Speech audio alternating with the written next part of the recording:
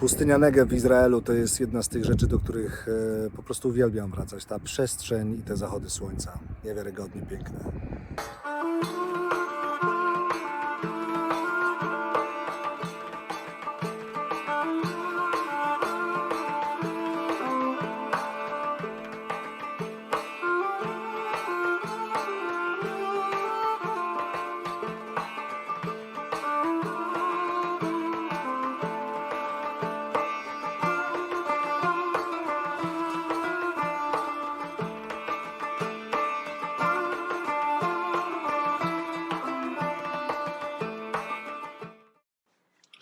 Siedząc teraz chwilę, odpoczywając po wejściu na dosyć stromą górę kuszenia Jezusa i miejsca, gdzie Jezus 40 dni pościł, pomyślałem o tym, żeby powiedzieć o tym, o blaskach i cieniach podróżowania po Izraelu, po Ziemi Świętej, w ogóle po Bliskim Wschodzie.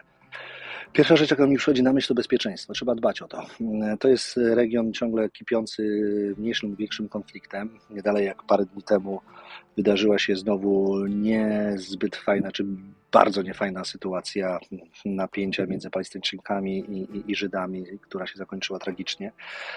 Stąd Jericho, w którym jestem teraz, zostało otwarte po 10 dniach dopiero od momentu tych wydarzeń, więc warto zadbać o bezpieczeństwo. Warto sobie zaplanować ten wyjazd. Jeżeli jedziecie do części palestyńskiej, to pewnie najlepiej wziąć z tej części żydowskiej taksówkarza, taksówkę Palestyńczyka. Oni są wszędzie, jest to dosyć proste do zorganizowania, pewnie są trochę drożsi, warto negocjować, ale na pewno jest to najbezpieczniejsza forma podróżowania. Są niezwykle mili, są szalenie mili ludzie, więc na pewno we wszystkim pomogą. Druga rzecz, o której myślę, to ceny. Jest tutaj drogo, mówiąc wprost, jest tutaj bardzo drogo. Taki zwykły obiad dla jednej osoby to trzeba liczyć kilkadziesiąt złotych, a te wszystkie takie drobne koszty po drodze, jakie się, podróżując samemu oczywiście, jakie się zalicza, robią taką niezłą kwotę. Temperatury są tutaj przedziwaczne, bo teraz w Tel Awiwie jest 8 stopni, a w Jericho, który jest kilkaset metrów poniżej poziomu morza, jest wyżej, Jerozolima przecież kilkaset metrów nad poziomem morza, więc tam jest 8-10 stopni, tutaj 22 stopnie, więc warto zadbać o to, żeby ten ubiór, te rzeczy, które ze sobą nosicie, mieć w ciągu jednego dnia, móc się po prostu przebrać od takich cieplejszych do takie, w cieplejsze rzeczy ubrać do takich rzeczy, które są fajne na właśnie duże temperatury. Bałagan, niestety bardzo duży jest tutaj bałagan. To jest w ogóle problem cywilizacyjny. Nie twierdzę, że wszystko tutaj to zostawiają turyści, ale myślę, że nie do końca się dba o to, żeby sprzątać po sobie, po turystach. Pewnie też i oni, ludzie tutaj mieszkający, nie bardzo mają w kulturze to, żeby dbać o swoje środowisko. Wszędzie tony plastiku, wszędzie tony różnych śmieci, więc jak podróżujecie w te miejsca, to zadbajcie o siebie, zadbajcie o swoje otoczenie, nie przykładajcie ręki do takich dewastacji natury i przyrody, jaka tutaj jest. A poza tym jedzenie fantastyczne. Warto zjeść zwykłego falafela na ulicy za 20 szekli i popić to sokiem z granata. Warto nie bać się tego, warto spróbować też innych wyciskanych co kroku różnych soków, spróbować innych lokalnych potraw, bo one naprawdę robią niesamowity klimat tego miejsca. A tymczasem, odsuwając się troszkę wstecz, raz jeszcze gorąco pozdrawiam Was z miejsca, w którym Jezus pościł, był kuszony.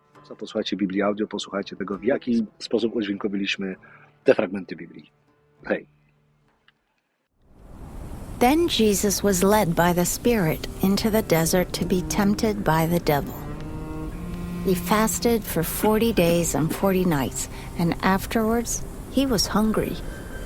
The tempter approached and said to him, If you are the Son of God, command that these stones become loaves of bread.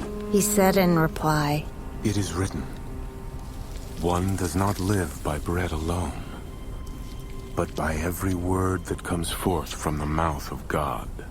Then the devil took him to the holy city and made him stand on the parapet of the temple and said to him, If you are the Son of God, throw yourself down, for it is written, He will command His angels concerning you, and With their hands they will support you, lest you dash your foot against a stone.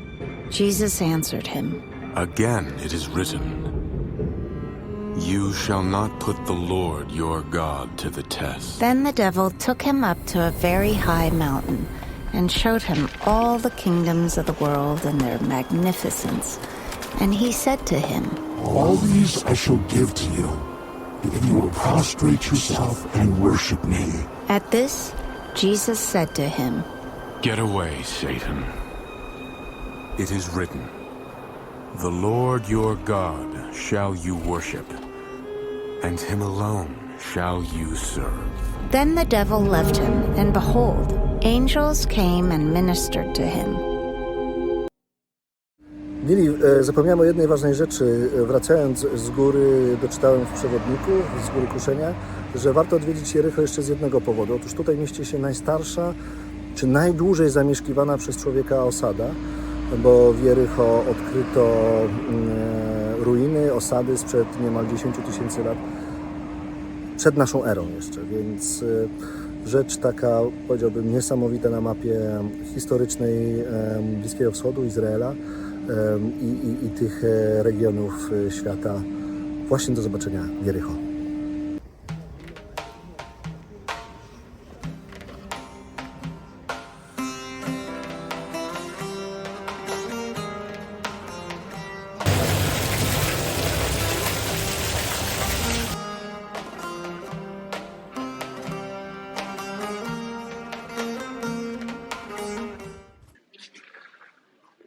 To już ostatnie miejsce w Jerozolimie, miejsce związane z Biblią i miejsce, gdzie dla Biblii Audio realizowaliśmy dźwięki, nagrania dźwiękowe do Biblii Audio, Bazylika Grobu Pańskiego, w środku Golgota, w środku miejsce zdjęcia z krzyża Jezusa, w środku grób pański. Gorąco Wam wszystkim polecam tę wyprawę, tę wycieczkę nie tylko do Jerozolimy, ale w ogóle do Ziemi Świętej, do Izraela, a tych z Was, którzy nie jesteście z różnych powodów w stanie tutaj przyjechać, raz jeszcze namawiam do posłuchania Biblii Audio, do posłuchania tego, jak brzmią te wszystkie wydarzenia, o których opowiadałem cały dzień w naszej interpretacji, w interpretacji naszych reżyserów dźwięku. Wszystkiego dobrego, pozdrawiam Was.